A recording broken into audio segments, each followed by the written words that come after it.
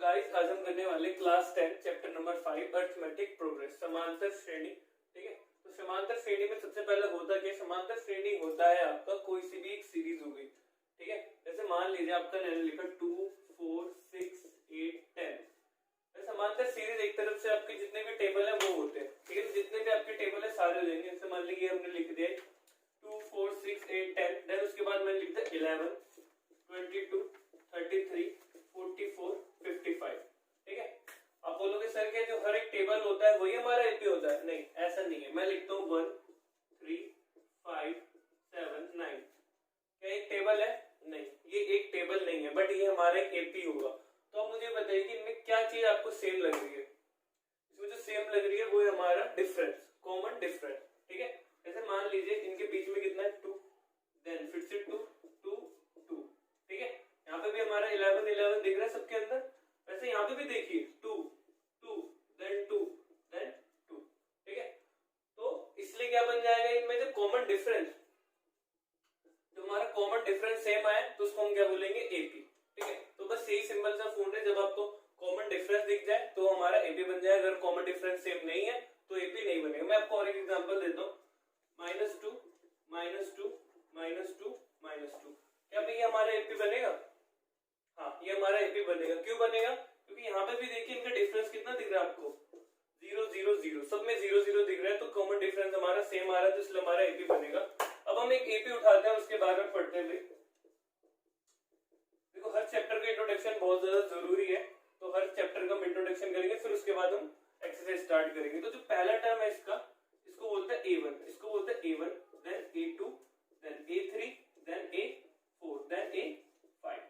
तो A1 जो होता है वो हमारा A होता है। A आपको दिख रहा है भाई 2 है। जो भी पहली सीरीज होगी, पहला टर्म होगा, जो पद होगा पहला, वही हमारा क्या होगा? A होगा। A हमारा ऐसे हो गया 2। अब दूसरा क्या होगा? A2। A2 निकालने का फॉर्मूला भी होता है, A2 निकालने का जो फॉर्मूला है वो होगा A प्लस में D। देन वैसे A3 जो निकालोगे आप A प्लस में 2D। वैसे क्या निकालोगे? A4, तो A4 होगा A प्लस में 3D। देन वैसे क्या होगा? A5, A प्लस में 4D। वैसे A6 A7 A8 9 99 100। मैं लिखता हूँ भाई A100 बताओ मेरे को आप, तो A100 क्या होगा? A प्लस में 99D। समझ आ गया निकालने का? अब इसके बाद जो एक फॉर्मूला होता है वो हमारा होता है AN, AN A plus N minus में 1D। ठीक है, जो AN है, AN क्या होता है? जैसे मान लीजिए अभी मैंने बताया, ये वाला एक टर्म ले लेते हैं हम, इसी सीरीज को उठा लेते हैं।